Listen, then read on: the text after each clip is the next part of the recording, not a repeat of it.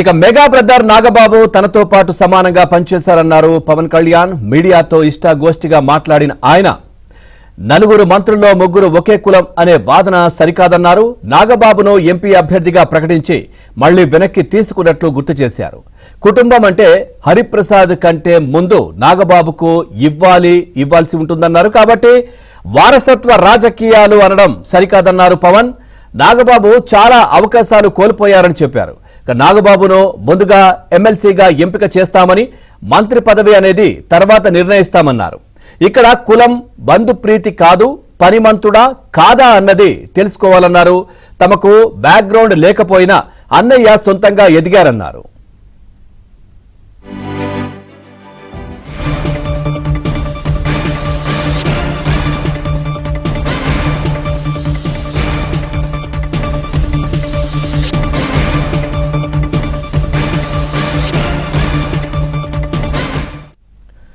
Right, ఇక mega brother Nagababu తనతో పాటు సమానంగా పనిచేశారన్నారు పవన్ కళ్యాణ్. మీడియాతో ఇష్టాగోష్ఠిగా మాట్లాడిన ఆయన నలుగురు మంత్రుల్లో ముగ్గురు ఒకే కులం అనే వాదన సరికాదన్నారు. కుల మతాలకు అతీతంగా నేను పనిచేస్తాను ఎప్పుడు.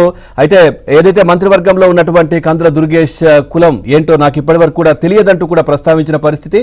ఇక నాగబాబుకు ఎమ్మెల్సీ మంత్రి పదవికి సంబంధించి కూడా ఆయన మాట్లాడారు. ఇదే అంశానికి సంబంధించి మరింత సమాచారం మా కరెస్పాండెంట్ ప్రసాద్ అడిగి తెలుసుకుందాం. ప్రసాద్, పూర్తి డీటెయిల్స్ ఏంటి? ఈరోజు పవన్ కళ్యాణ్ ఇష్టాగోష్ఠిగా మీడియాతో మాట్లాడారు. సో నాగబాబుకు మంత్రి పదవి అంశం కావచ్చు, ఎమ్మెల్సీ కావచ్చు, ఈ అంశాలకు సంబంధించి ప్రస్తావించిన పరిస్థితి, పూర్తి డీటెయిల్స్ ఏంటి?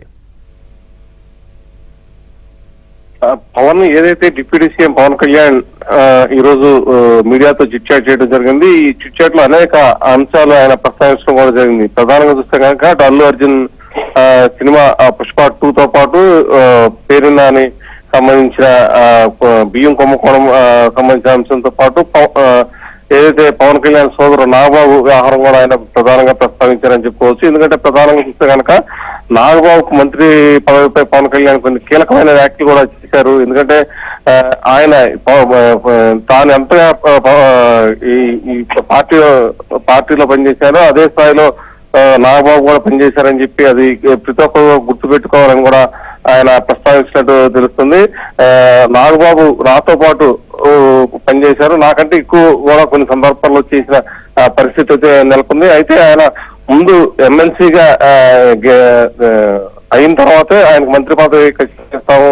కొన్ని ప్రత్యేక సందర్భాల్లోనే ముందు మంత్రి పదవి ఇచ్చి తర్వాత ఎమ్మెల్సీ అటువంటి ఇస్తారు. కానీ ఇక్కడ అలా కాకుండా ముందు ఎమ్మెల్సీ ఇచ్చిన తర్వాతే ఆయనకి మంత్రి పదవి ఇస్తామని చెప్పి కూడా పవన్ తేల్చి చెప్పడం కూడా జరిగింది. అయితే ఇక్కడ అనేక అంశాలు కూడా ప్రధానంగా పొందుపరిచని చెప్పుకోవచ్చు. ఎందుకంటే ఒకే కులానికి చెందినవారు దాదాపు ముగ్గురు నలుగురు ఉంటారు అని చెప్పి విలేకరి ప్రస్తావించగా ఈ సందర్భంగా పవన్ కొన్ని వ్యాఖ్యలు చేయడం జరిగింది.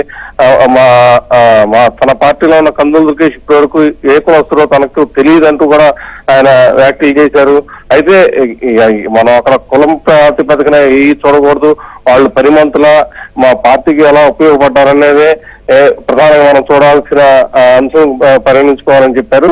అయితే ముందుగా ఎంపీగా ప్రకటించి మళ్ళీ నాగబాబును తప్పించడం జరిగింది. ఆయనకి ఇప్పుడు ఎమ్మెల్సీ ఇచ్చిన తర్వాతనే ఆయనకి మంత్రి పదవి కూడా ఇస్తామని చెప్పి ఆయన స్పష్టం చేశారు. అయితే దానికి సంబంధించిన ప్రక్రియ త్వరలోనే పూర్తవుతుంది కూడా అని ఆయన చెప్పడం కూడా జరిగింది. Pavan, right, thank you Purna, thanks for the updates.